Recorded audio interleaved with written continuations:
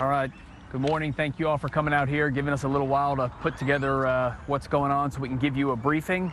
I want to introduce a few folks that I have here with me. I have John Scatta, who is a special agent in charge for the FBI here locally in Austin. And I have ATF Special Agent Alan Derrick, who's the resident agent in charge out of San Antonio, along with members of the Austin Police Department's executive team. We had an incident occur this morning in the 4800 block of Old Fort Hill Drive. Residents called in and reported that there had been some type of an explosion that had occurred in the residence. Again, this was reported at 6:44 in the morning, and they reported that there were 2 people that had been injured in this explosion. We immediately had police officers responding, along with the Austin Fire Department and Austin Travis County EMS services. Upon arrival, the police officers, the EMS technicians, and firefighters went to the residence, and what we found was an explosion had occurred inside the residence. There were 2 people that had been injured. One of those persons has died of their injuries. We believe this person to be a 17-year-old male. The other was an adult female who was transported to a local hospital with what we believe to be non-life-threatening injuries. What we understand at this point is that early this morning, one of the residents went out front and there was a package on the front doorstep. They brought that package inside the residence, and as they opened that package, both victims were in the kitchen and the package exploded, causing the injuries that resulted in the young man's death and the injuries to the adult female. This incident is being investigated right now by the Austin Police Department's Homicide Division as a homicide. What you see behind us is a very strong representation from both the FBI along with the ATF. We have the United States Postal Service out here with us again on this investigation, given that this was a package that was on the doorstep. What we can tell you right now is the United States Postal Service has reviewed their records, and that we do not believe that this was at all a delivery that came through the Postal Service. And we're checking with our other package delivery services as well, but the initial indication from them is that this was not a package that was delivered by any mail service. So it was placed on the front doorstep. The incident is very similar to the incident that occurred in Austin back on March 2nd. And if you'll remember, that incident also occurred in the morning hours when the victim in that case went out front and found a package on their front steps that exploded, causing that individual's death. That case was being investigated as a suspicious death. It is now being reclassified and is now a homicide investigation as well. We are looking at these incidents as being related based on similarities that we have seen in the initial evidence that we have on hand here today compared to what we found on the scene of that explosion that took place a week back. We're looking at anything that might tie these 2 together.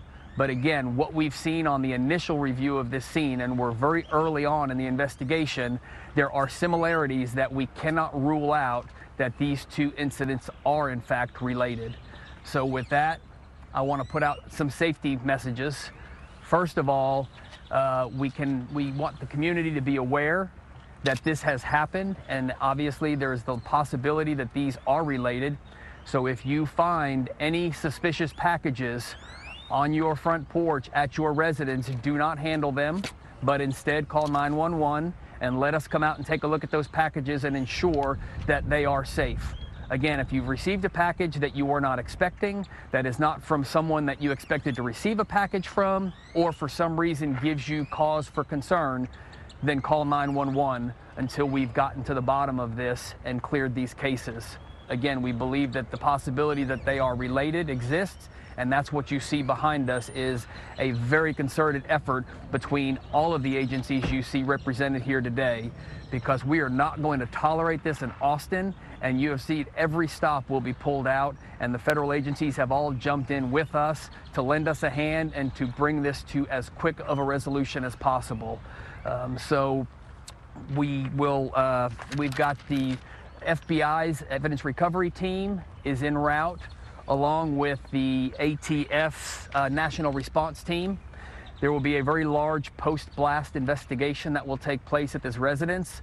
Through this investigation, we will gather all the evidence, collect the evidence, and get it into a lab so that it can be analyzed so that we can, again, have this case ready for prosecution once we find the individual or individuals that are responsible for this.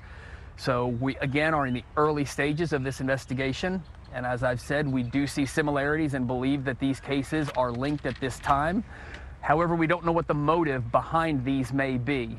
We do know that both of the homes that were the recipients of these packages belonged to African Americans, so we cannot rule out that hate crime is at the core of this, but we're not saying that that's the cause as well. We're just acknowledging and we're looking at any possible motivations that would link these two cases together so that we can put this case together, understanding the victimology and who might these individuals have known and had in common.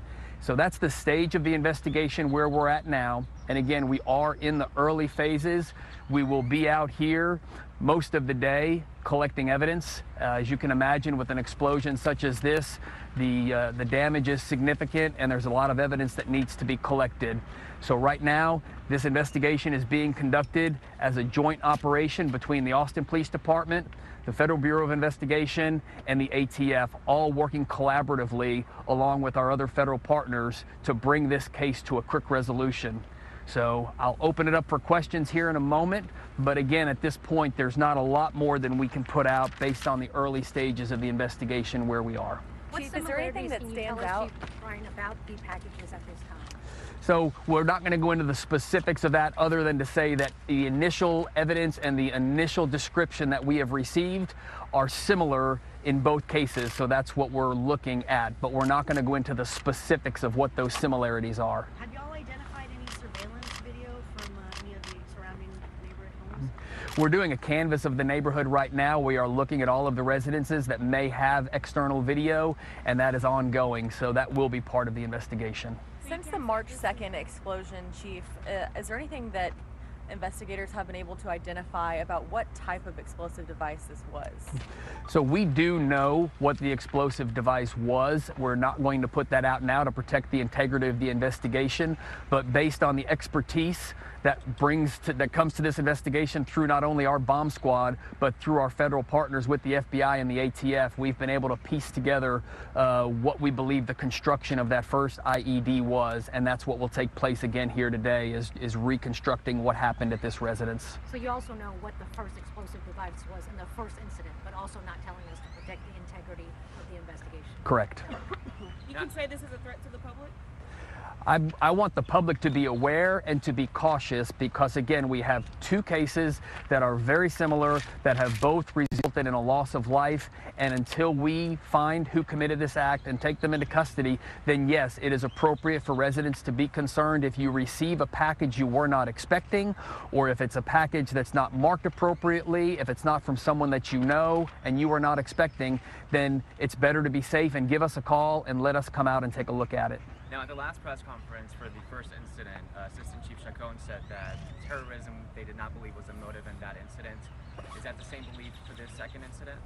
You know, there's no immediate indication from what we have on the scene, but again, we're early on in this. The fact that we believe there is a possibility that they are related, that's what we will look at now. Is there any specific ideology behind these offenses or any type, as I mentioned, a possible hate crime or anything? We're not saying that there is, but at this point we're looking at any possible avenue in these two cases. Is it safe to say that these packages are being left overnight, and when people wake up in the morning, they're there in the early hours of the morning? That's what we believe early on, is that these packages are being delivered during the nighttime hours, and when the resident comes out front, they're finding them on the doorstep. So again, if you find yourself in that circumstance where you come out in the morning and you find a package on your doorstep, on your driveway, somewhere on your property that you were not expecting, that would be appropriate to call us. Was there a second package on the scene? And did y'all examine it? We had an initial report that there was a second package, but that package has in fact been cleared, and it was not at all related to this. It was just another package that was inside this residence. How much of the neighborhood was evacuated? We did a large evacuation on each side of the house and across the street. Again, early on, we were not certain whether or not that second package may also be an explosive device. So we had to clear out a good part of the neighborhood in an overabundance of caution to protect everyone's safety while we got the bomb squad in there to evaluate whether or not there was anything else that we needed to be concerned in the area of explosives. One more. Can you speak at all to what these packages look like? Do they look like your classic? So both of your questions are about the same. So these packages are not, at this point, anything specific as far as a carrier or a vendor. But again, what the message really is to the community is if you've received a package that has been left on your doorstep or left in your yard or left on your driveway that you were not expecting or that was not from someone you know, then give us a call. These are not coming through the United States Postal Service that we've determined at this point. And again, the U.S. Postal Service inspector is on scene here with us today and was on scene with us on the prior incident as well. But they did have return addresses? That's part of the ongoing investigation, the specifics of that. So that's what we're saying is if there's anything that looks out of place or suspicious, then let us know. Thank you. You say it didn't come from the Postal Service. Chief, are you also ruling out the UPS and other postal services? Yes, so we do check with UPS, we've checked with FedEx, we check with DHL, and for this incident today, we're still looking at that review. But for the other incident a little over a week ago, that was not a delivery. You bet.